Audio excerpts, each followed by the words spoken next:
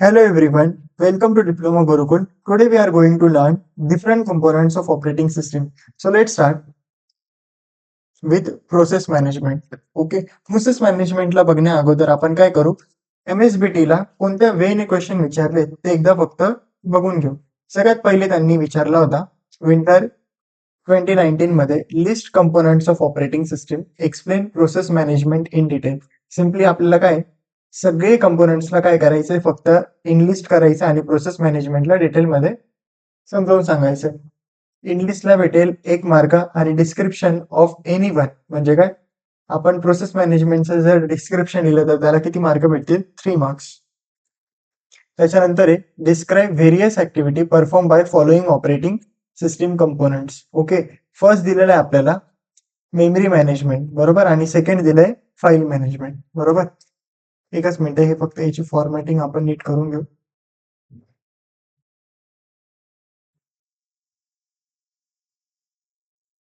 कुठे गेलं ते,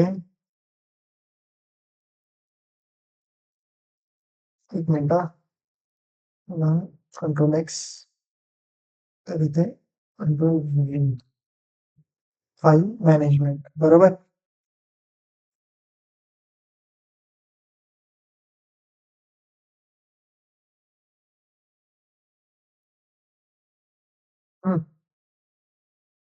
चला याची फॉर्मॅटिंग केली आता. आता आपण हे बघा आता describe various activities perform by following operating system components.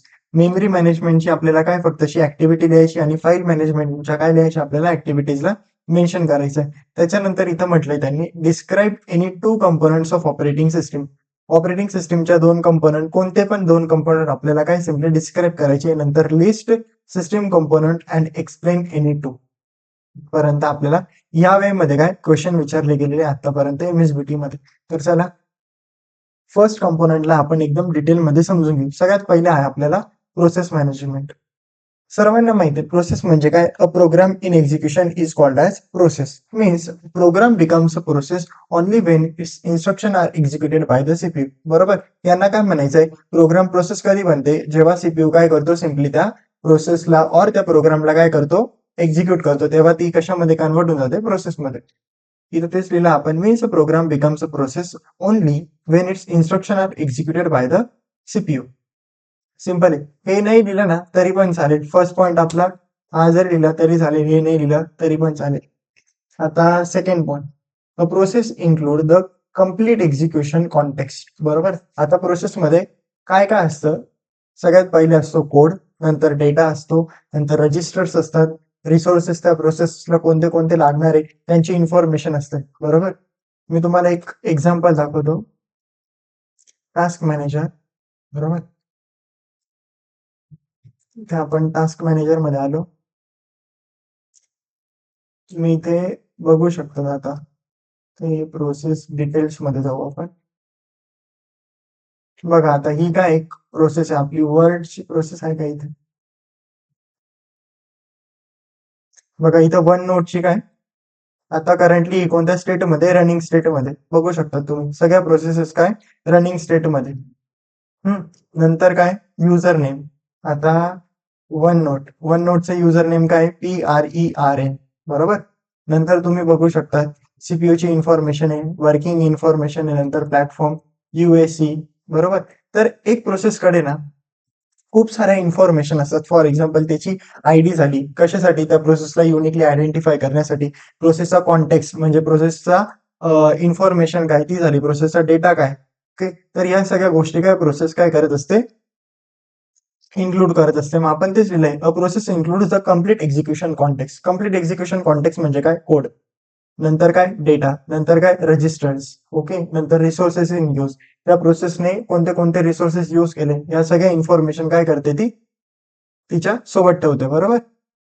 त्याच्यानंतर a process needs a certain resources including CPU time, memory, files and input output devices to accomplish its task बरोबर. आता हे समजून घेऊ, प्रत्येक प्रोसेसला काय लागणार आहे, सीपीयू टाइम लागेल बरोबर. नंतर काय मेमरी लागते, फाईल्स कदाचित तिच्यामध्ये म्हणजे फाईल्स पण तिला लागू शकतात. नंतर input output devices to accomplish its task. बरोबर. प्रोसेसला इनपुट आउटपुट डिव्हाइस पण लागू शकतात. फॉर एक्झाम्पल प्रिंटरचं काही काम आलं, काही प्रिंट करायचं असेल, तर त्याच्यासाठी काय प्रोसेसला आउटपुट डिव्हाइस लागेल. बरोबर. प्रिंटर एक आउटपुट डिव्हाइस आहे. आणि इनपुट म्हणजे काय स्कॅनर पण लागू शकतो. म्हणून आपण इथे लिहिलेलं आहे काय प्रोसेस नीड सर्टन रिसोर्सेस. कोणते कोणते रिसोर्सेस तिला लागतात इन्क्लुडिंग सीपीयू टाइम. सीपीयू एक प्रकारे एक्झिक्यूट करण्यासाठी प्रोसेसला एक्झिक्यूट करण्यासाठी कोणाची रिक्वायरमेंट आहे सीपीयूची. म्हणून आपण इथे लिहिलंय सीपीयू टाइम. नंतर मेमरी पण कशासाठी त्या प्रोसेसला स्टोअर करण्यासाठी, त्याच्या इन्फॉर्मेशनला स्टोअर करण्यासाठी मेमरी इम्पॉर्टंट आहे. नंतर फाईल्स असतील काही त्या प्रोसेसच्या. त्याच्यानंतर input output device to accomplish its task. Simple. After creating the process, it will also require some initialization data. So this data and resources become the part of the process. आणि जेव्हा process create होते तर तेव्हा तिला काय initialization data पण लागतो. म्हणजे काय कोणती पण प्रोसेस जर आपण म्हणजे ऑपरेटिंग सिस्टीम जर क्रिएट करत असेल बरोबर, तर तिला काय इनिशियलायझेशन डेटा सुद्धा काय इम्पॉर्टंट आहे. त्याच्यानंतर so the data and resources become the part of the process. आणि इनिशियलायझेशन डेटा लागतोच म्हणजे काय ते एक प्रकारे काय प्रोसेसचा पार्ट झाले. ओके, इथपर्यंत समजलं तुम्हाला. आता नंतर आपण बघू activities of process management. Okay, हे एवढं मोठं लिहिण्याची गरज नाही. इथं सिम्पली तुम्ही ऍक्टिव्हिटीज ऑफ प्रोसेस मॅनेजमेंट लिहिलं तरी पण चालेल. बरोबर. आता इथे ऍक्टिव्हिटीज बघू शकतात तुम्ही. Creation and deletion of user process and system processes. Simple आहे. त्याच्यानंतर सस्पेन्शन म्हणजे काय एक प्रकारे पॉज करणं.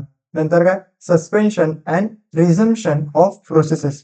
रिझ्यूम म्हणजे काय पुन्हा त्या प्रोसेसला कंटिन्यू करणं. त्याच्यानंतर मेकॅनिझम फॉर प्रोसेस सिंक्रोनायझेशन.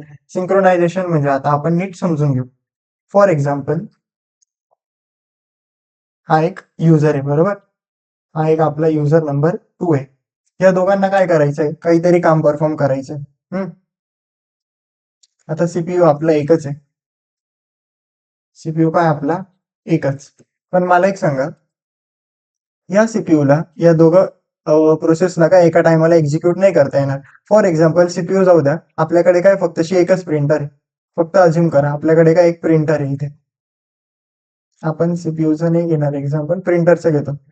आता तुम्हाला सर्वांना माहिती आहे की प्रिंटर एका टायमाला फक्त एकच पेज काय करू शकतो प्रिंट करू शकतो. एका टायमाला काय तो 100 पेज तर नाही प्रिंट करू शकत ना.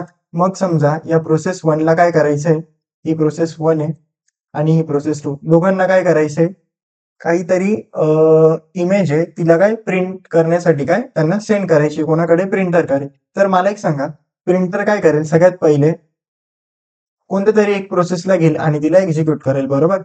For example he process number 1 आली, प्रोसेस नंबर 2 या दोघांनी काय एकाच टायमाला प्रिंटरला काय केली रिक्वेस्ट सेंड केली.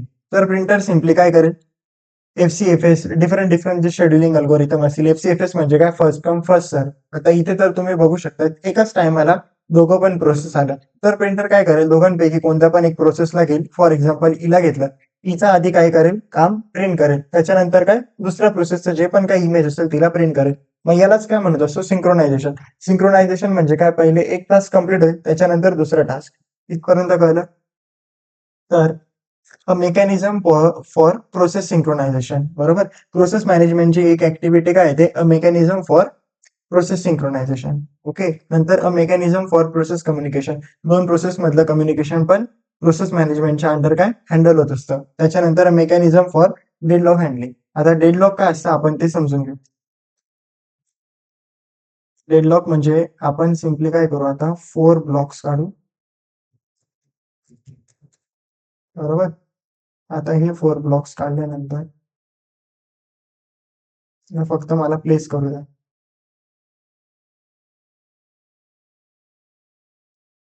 आता ही आहे आपली शुलबुल. शुलबुल बरोबर. तिला आपण घेऊ शुलबुल नाव. त्याच्यानंतर एक मिनिट फक्त.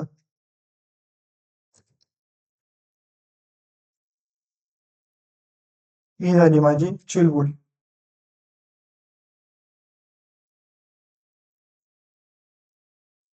त्याच्यानंतर आपण इथं कोणाला घेऊ एक रोहनला घेऊ. हम्म, रोहनला घेतला. त्याच्यानंतर इथं फुलझडी याला घेऊ. फुलझडी. फुलझडी. त्याच्यानंतर काय करू राहुलला राहुल झाला ना. नाही, रोहन झाला. आता आपण राहुलला घेऊ. आता कंडिशन बघा काय होते इथे. हा जो रोहन आहे ना, या रोहनला कोण आवडते? फुलझडी. ओके, पण फुलझडीला ऑलरेडी कोण आवडतो? राहुल. आणि राहुलचं फुलझडी सोबत लग्न झालेलं आहे. ओके, इथपर्यंत समजलं. रोहनला फुलझडी आवडते, पण फुलझडीचं ऑलरेडी कोणासोबत लग्न झालंय? राहुल सोबत. पण राहुलला फुलझडी नाही आवडत, राहुलला आवडते चुलबुल. पण चुलबुलचं कोणासोबत लग्न झालंय? रोहन सोबत. आता तुम्ही इथे एक गोष्ट बघू शकता काय, रोहनला पाहिजे फुलझडी, पण फुलझडी ऑलरेडी कोणाला अलोकेटेड आहे? राहुलला. राहुलला पाहिजे चुलबुल, पण चुलबुल ऑलरेडी कोणाला अलोकेटेड आहे? रोहनला. तर इकडे काय होतंय माहितीये का, चुलबुल अलोकेटेड आहे रोहनला, बरोबर. इथपर्यंत समजलं तुम्हाला. पण एक गोष्ट तुम्ही बघू शकतात, हा जो राहुल आहे ना, या राहुलला पाहिजे चुलबुल, पण ती ऑलरेडी अलोकेटेड आहे रोहनला. त्याच्यामुळे हा राहुल काय, इन्फायनाईट स्टेट मध्ये चालला जाईल. हा तिची वाट बघत असेल, पण रियालिटी काय होईल, रोहनला सोडून चुलबुल कधीच जाणार नाही. आणि इथे बघा, हा जो रोहन आहे, या रोहनला पाहिजे फुलझडी, पण ही फुलझडी ऑलरेडी कोणासोबत राहते? राहुल सोबत. तिचं लग्न राहुल सोबत झालंय, ती राहुलला सोडणार नाही. म्हणून हा रोहन सुद्धा काय, एक इन्फायनाईट लूप मध्ये चालला जाईल, बिचारा वाट बघतच राहील देवदास सारखा. ओके, इथपर्यंत समजलं का? तर ह्याच कंडिशनला आपण काय म्हणतो? डेडलॉक. इथपर्यंत कळलं तुम्हाला? तसंच प्रोसेसमध्ये काय असतं समजून घ्या. आता ही P1 आहे आपली. ओके, ही माझी P1 आहे, ही माझी P2 आहे, हा माझा R1 आहे, आणि हा माझा काय R2. R1 R2 म्हणजे रिसोर्स 1 आणि रिसोर्स 2, P1 आणि P2 म्हणजे प्रोसेस 1 आणि प्रोसेस 2. ओके, आता ही जी P2 आहे ना, तिला कोण पाहिजे? R2 म्हणजे रिसोर्स नंबर 2, बरोबर. पण हा रिसोर्स ऑलरेडी कोणाला अलोकेटेड आहे? P1 ला, बरोबर. याच्यामुळे जोपर्यंत हा जो R2 आहे तो जोपर्यंत रिलीज होत नाही, बरोबर, जोपर्यंत राहुल या R2 ला सोडत नाही, बरोबर. समजतंय ना तुम्हाला? जोपर्यंत R2 रिलीज नाही होत तोपर्यंत या फुलझडीला तो R2 भेटेल का? नाही. पण हा जो R2 आहे तो फॉर एव्हर साठी कोणाला अलोकेट केला गेलेला आहे? चुलबुलला, म्हणजेच कोण? आपली P1 ला.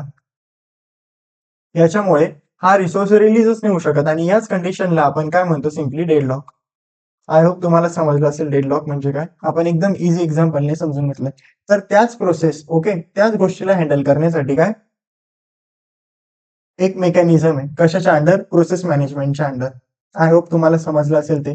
आता मेन मेमरी मॅनेजमेंटला समजून घेऊ आपण. मेन मेमरी मॅनेजमेंट मध्ये काय, प्रायमरी मेमरी और main memory is a large अरे ऑफ वर्ड और बाइट्स. आता याला एक समजून घ्या. प्रायमरी मेमरी म्हणजेच काय, मेन मेमरी. इथपर्यंत तुम्हाला आतापर्यंत समजलं असेल, बरोबर. प्रायमरी मेमरी म्हणा किंवा मेन मेमरी म्हणा, ती काय, लार्ज अरे ऑफ वर्ड्स और बाइट्स. आता सगळ्यात मेन म्हणजे तुम्हाला हे माहिती आहे का, बीट म्हणजे काय?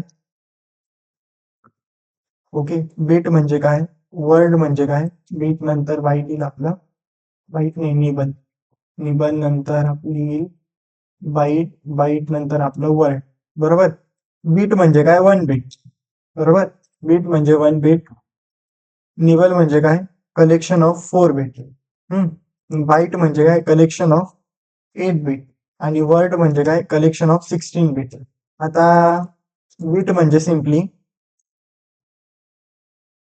1 म्हणजे काय, एक बीट झाली. 0, आता 1 आणि 0 जर आपण लिहिलं तर हे किती झाले, 2 बीट झाले. आता 1 0 0 1 लिहिला आपण, बरोबर.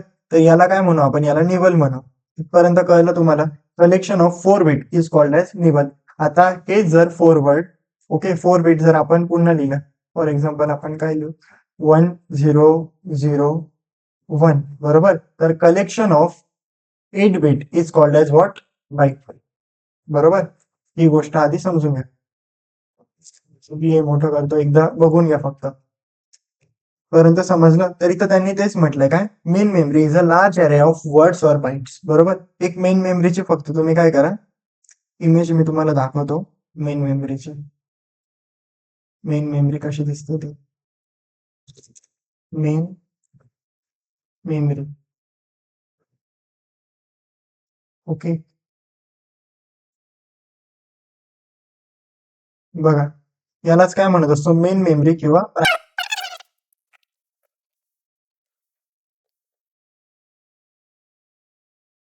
तर चला, आय होप तुम्हाला मेन मेमरी समजली असेल. तर यांनी इथे तेच सांगितलंय काय, प्रायमरी मेमरी किंवा मेन मेमरी काय, एक लार्ज अरे ऑफ वर्ड्स और बाइट, बरोबर. ती काय, एक लार्ज ॲरे कशाच्या बीटची, बरोबर.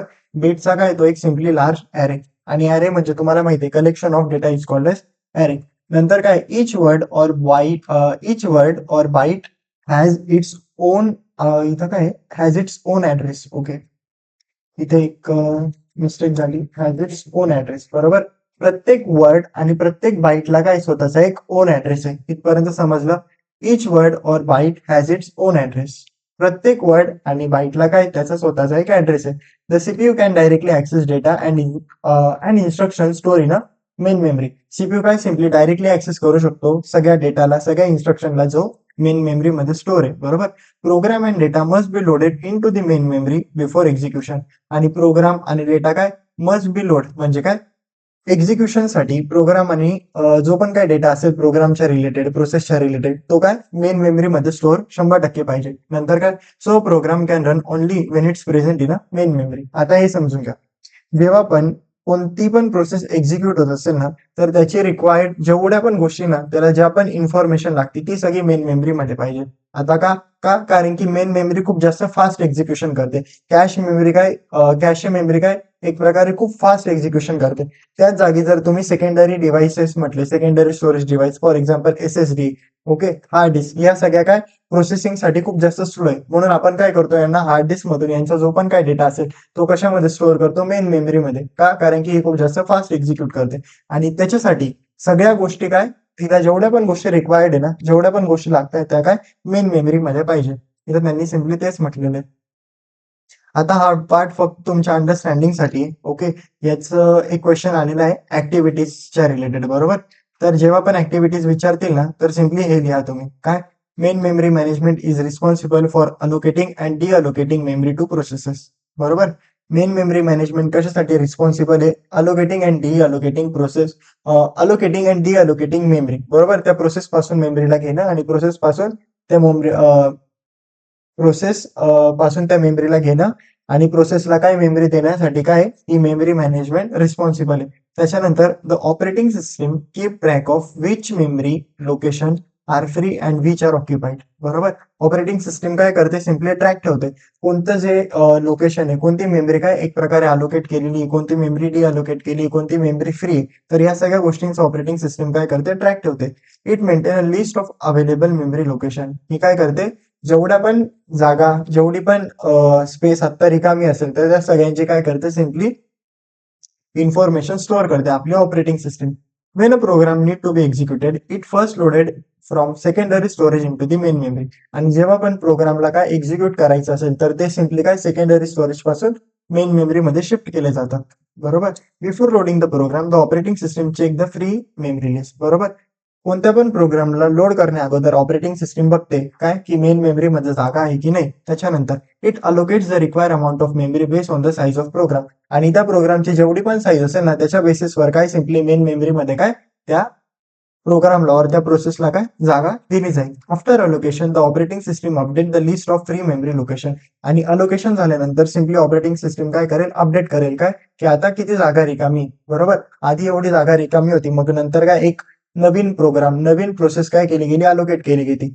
आता रिकामी जागा किती उरलेली, त्या सगळ्या गोष्टींचं काय ऑपरेटिंग सिस्टीम सगळं लिस्ट ठेवत असते, बरोबर. त्या सगळ्या गोष्टी काय करत असते, ती स्टोअर करून ठेवते, सगळा डेटा अपडेटेड ठेवते. त्याच्यानंतर when the program finishes execution the allocated memory is release and mark as free, बरोबर. जेव्हा पण प्रोग्राम काय त्याचं एक्झिक्युशन पूर्ण करेल the allocated memory is release, जी पण मेमरी त्याला अलोकेट केली होती ती सिम्पली काय रिलीज केली जाईल अँड मार्क ॲज फ्री, बरोबर. आणि जी जागा आता फ्री केली गेलेली त्याला आपण सिम्पली काय म्हणून मार्क करू की बाबा ही जागा काय आता फ्री झालेली, सिम्पल.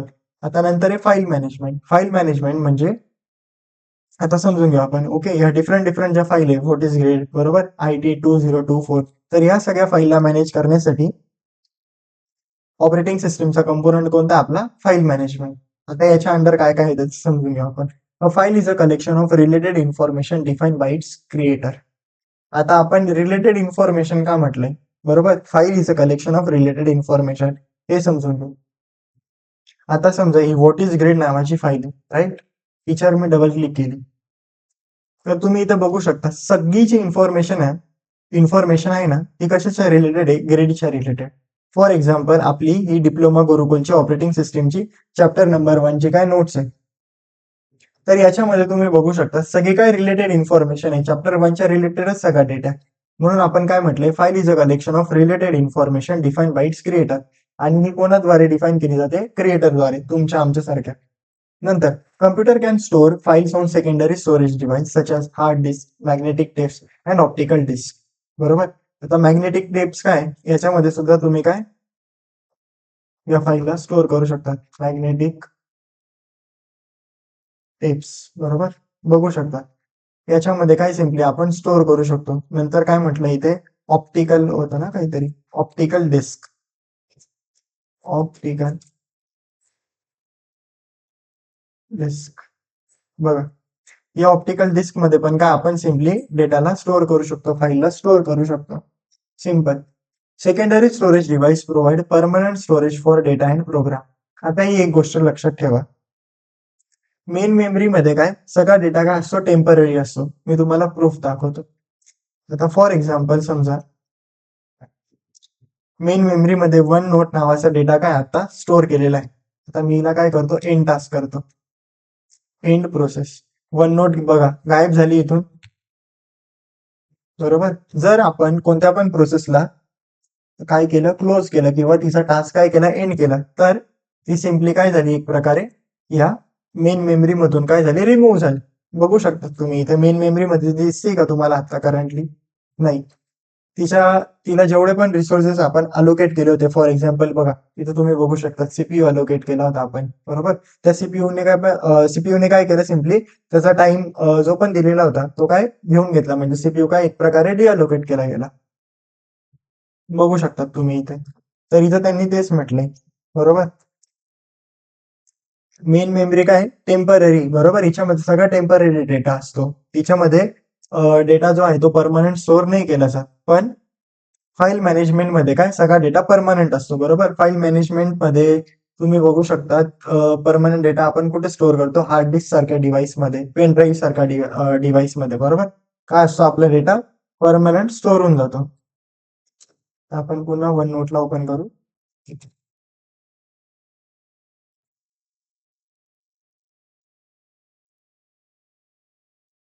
हम्म,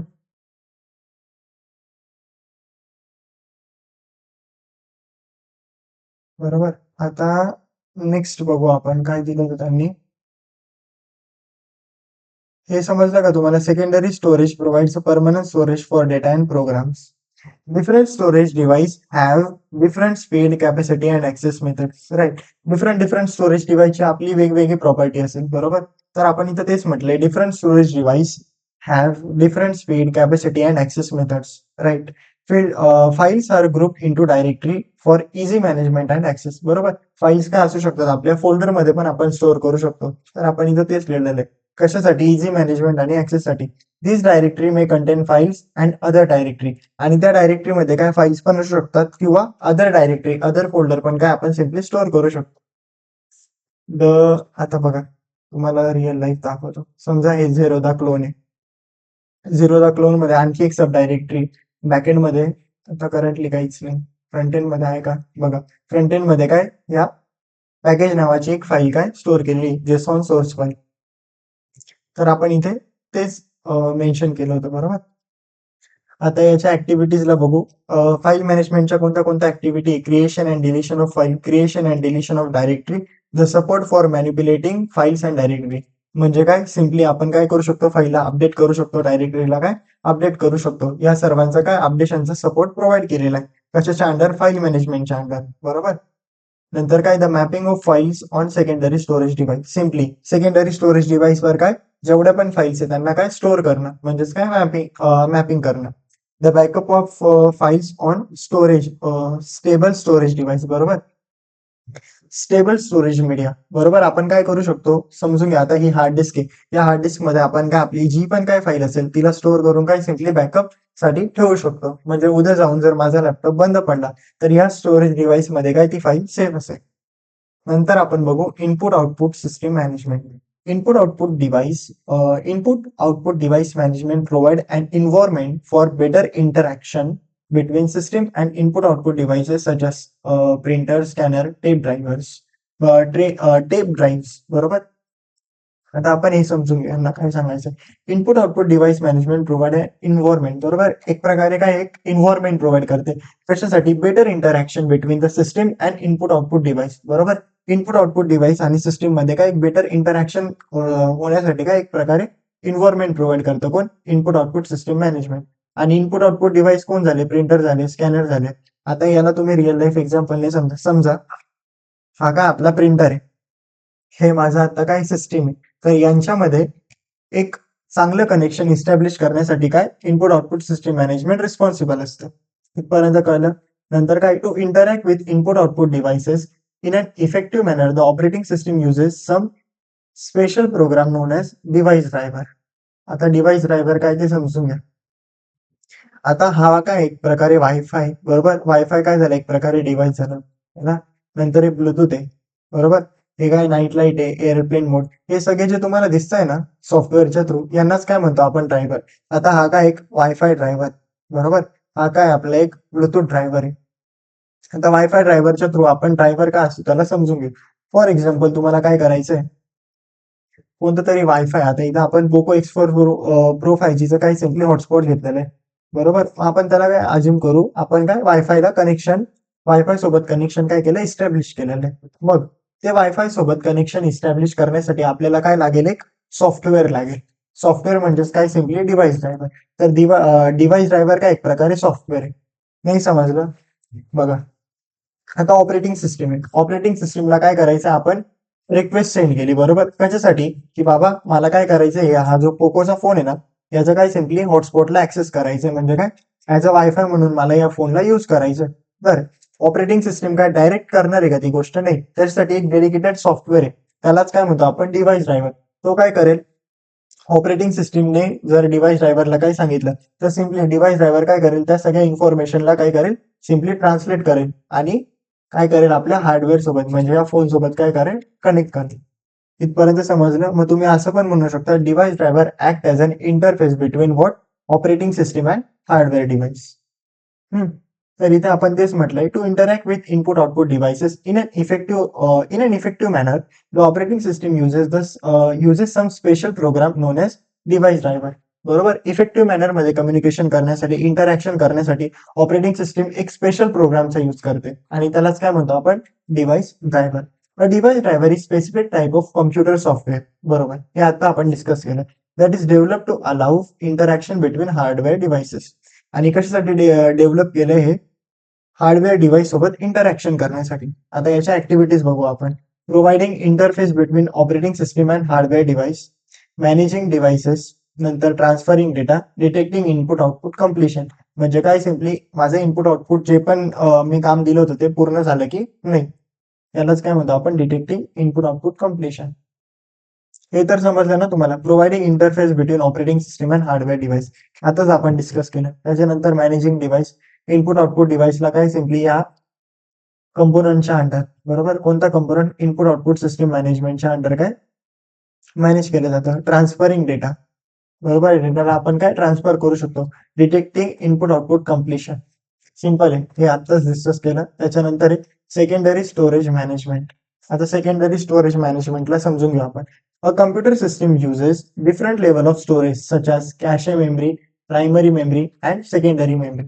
बरोबर, सेकंडरी स्टोरेज. बरोबर, आता याला समजून घ्या. कॅशे मेमरी म्हणजे काय? याचं सिंपल एक्झाम्पल म्हणजे बघा, आता काय करतो, ऑप्टिकल डिस्क पुन्हा एकदा सर्च करू. ऑप्टिकल डिस्क जाऊ द्या. आता बघा इकडे आपण लास्ट टाइम काय सर्च केलं होतं? Magnetic tapes. बघून घ्या तुम्ही. हे काय केलेलं आहे आपल्या ऑपरेटिंग सिस्टीमने किंवा या क्रोमच्या सॉफ्टवेअरने काय केलंय? इथे स्टोअर करून ठेवलेलं आहे. आणि हे त्यांनी कशामध्ये स्टोअर केलेलं आहे? कॅशे मेमरीमध्ये. कॅशे मेमरीमध्ये आपण कोणता डेटा स्टोअर करतो? जो आपण रिपीटेडली काय करतो? करत असतो, टाईप करत असतो. फॉर एक्झाम्पल, मी वापस जर समजा टाईप करायला घेतला काय? Magnetic tapes. तर सिम्पली आपण काय कॅशे मेमरीच्या युजने त्या मॅग्नेटिक टेपला काय डायरेक्ट क्लिक करून सर्च करू शकतो.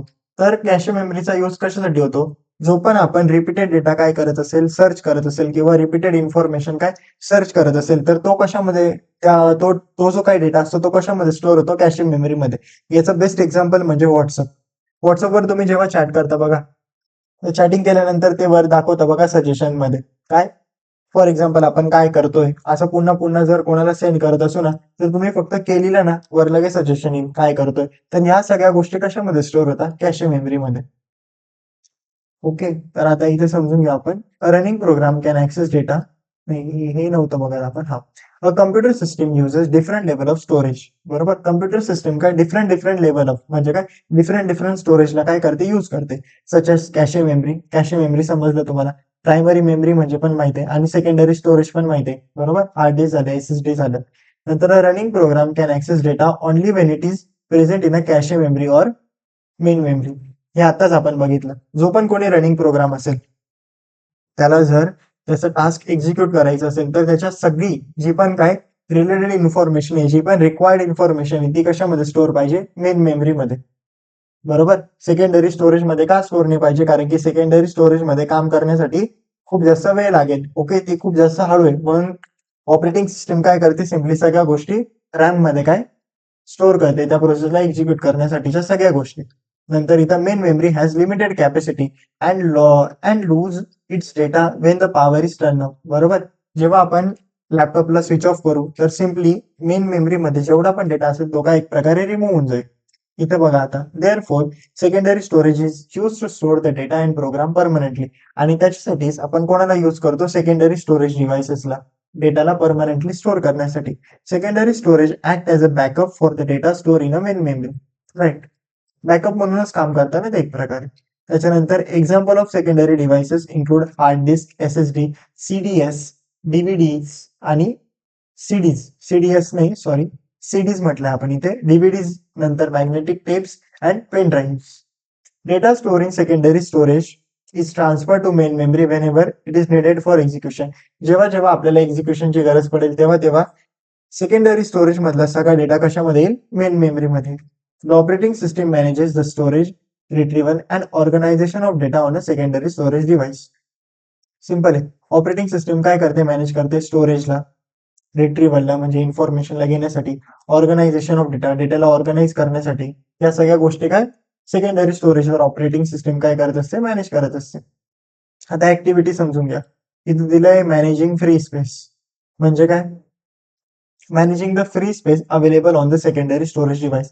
जेवढा पण फ्री स्पेस काय सिम्पली अवेलेबल असेल, बरोबर, तो काय केला जाईल, ऑपरेटिंग सिस्टीमद्वारे मॅनेज केला जाईल. त्याच्यानंतर storage allocation. Allocate space for new file. बरोबर, ज्या पण न्यू फाईल काय येतील त्यांना काय एक नवीन स्पेस अलोकेट केलं जाईल. आणि scheduling the request for memory access. आता हे समजून घेण्यासाठी आपण एक एक्झाम्पल घेतलाय, scheduling the request for memory access. हे तुम्हाला एक्झामला नाही लिहायचं बरं का. एक्झाम्पल समजून घेऊ आपण. Suppose 4 program send request to the hard disk. 4 program आहे, 4 प्रोग्रामने काय केली, रिक्वेस्ट सेंड केली हार्ड डिस्कला. आता प्रोग्राम ए बघा काय रिक्वेस्ट पाठवतोय, रीड फाईल ऍट ब्लॉक 150. बरोबर. हम्म. आता सिंपल आहे, आपण ना 4 ब्लॉक काढू चला या समजण्यासाठी. हे ब्लॉक का ड्रॉ नाही होते,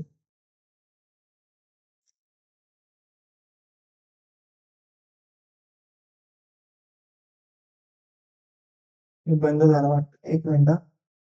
ड्रॉ.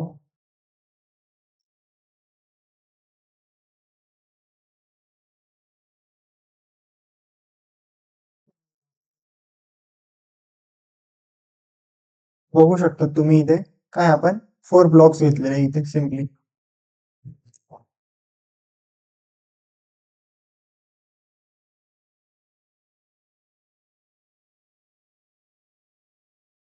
आता या 4 ब्लॉक मध्ये सगळ्यात जो फर्स्ट ब्लॉक येईल आपला, त्याला तो कोणता घेऊ आपण, 30चा. बरोबर, इथे घेतला मी 30. त्याच्यानंतर घेऊ आपण 80. 80 नंतर घेऊ 150. आणि नंतर काय घेऊ 220. सिंपल आपण काय केले, 4 ब्लॉक. आता रीड फाईल ऍट ब्लॉक 150. बरोबर, प्रोग्राम याचं काय म्हणणं आहे, 150च्या लोकेशनवर, ओके, 150चा जो ब्लॉक आहे त्याच्यामध्ये जे पण काय डेटा असेल ना त्याला काय करायचं आहे, सिम्पली रीड करायचं आहे. नंतर प्रोग्राम बी काय म्हणतोय, रीड फाईल ऍट ब्लॉक 30 मध्ये जो पण डेटा असेल तो मला काय करायचं, रीड करायचा आहे. सी म्हणतोय मला 220 ब्लॉक मधला डेटा काय करायचा, रीड करायचा, आणि डी म्हणतोय मला 80 ब्लॉक मधला डेटा रीड करायचा आहे. आता मला एक सांगा, जर शेड्युलिंग ही गोष्ट नसते राहिली तर ऑपरेटिंग सिस्टीमने काय केलं असतं, असं पण एक्झिक्यूट करू शकण्याची पॉसिबिलिटी राहिली असती ना. सगळ्यात पहिले काय 150ला काय केलं असतं, एक्झिक्यूट केलं असतं. त्याच्यानंतर पुन्हा जो पण आपला हे असतो ना डिस्क हेड, बरोबर, आता डिस्कवर स्टोर आहे म्हणून काय डिस्क हेड काय करत असतो, सिम्पली डेटाला रीड करत असतो. ओके, तर हा डिस्क हेड काय 150 वर जाईल, 150 नंतर 30 वर, म्हणजे पुन्हा मागे येईल असा. ओके, आधी इथे होता मग आता मागे आला. थांबा आपण ना हे करू असं, 150 वर होता बरोबर, नंतर काय डायरेक्ट 30 वर आला. 30 नंतर ते काय म्हणताय की मला समजा 220 वरचा डेटा काय करायचा, रीड करायचा. बघा ना, 150 नंतर 30 ऑर्डर नुसार जर गेलं तर त्याच्यानंतर काय 220 ऑर्डर नुसार. बघा 220 नंतर काय त्यांनी सांगितलं 80 वरचं मला रीड करायचं. तर बघू शकतात एक झिगझॅग लाईन तयार होते, बरोबर. आधी आपला डिस्क हेड 150 वर होता, मग 30 वर, 30 वरून मग कुठे 220 वर, 220 वरून 80 वर. पण याच्यामध्ये तुम्ही बघू शकता जसं टाइम पण कन्झ्युम होतोय, है ना. जर सिम्पली मला काय करायचंय, एक इफिशियंट वेने काय करायचं, या सगळ्या प्रोग्रामला एक्झिक्यूट करायचं. तर शेड्युलिंग काय करेल, सिम्पली शेड्युलिंग आधी काय करेल, 30ला एक्झिक्यूट करेल, बरोबर. जो 30 ब्लॉकवर जो पण काय डेटा असेल ना त्याला आधी एक्झिक्यूट करेल, राईट. त्याच्यानंतर जो 80 वर असेल, 80 नंतर 150 नंतर 220, अशा असेंडिंग ऑर्डरने जर गेले ना ते, तर काय काम आपलं इफिशियंटली होऊ शकतं. तर याच्यासाठीच काय असते, आपली शेड्युलिंगची रिक्वायरमेंट लागत असते. म्हणून आपण इथे म्हटलंय scheduling the request for memory access, बरोबर. ज्या पण काय रिक्वेस्ट असतील, आता ह्या एक प्रकारे काय डेटा रीड करण्याच्या काय रिक्वेस्ट आहे, यांना सगळ्यांना काय केलं जाईल, शेड्यूल केलं जाईल एका चांगल्या इफिशियंट वे मध्ये, बरोबर, जेणेकरून आपण इफिशियंटली डेटाला काय ऍक्सेस करू शकतो. तर आजच्या व्हिडिओसाठी एवढंच. आय होप तुम्हाला कंपोनंट्स ऑफ ऑपरेटिंग सिस्टीम एकदम इझी वे मध्ये समजले असतील. नेक्स्ट लेक्चर मध्ये आपण काय करणार आहे, युनिट नंबर 2 ला सुरू करणार आहे. जर ही व्हिडिओ तुम्हाला आवडली असेल तर या व्हिडिओला लाईक करा, शेअर करा आणि कमेंट करा.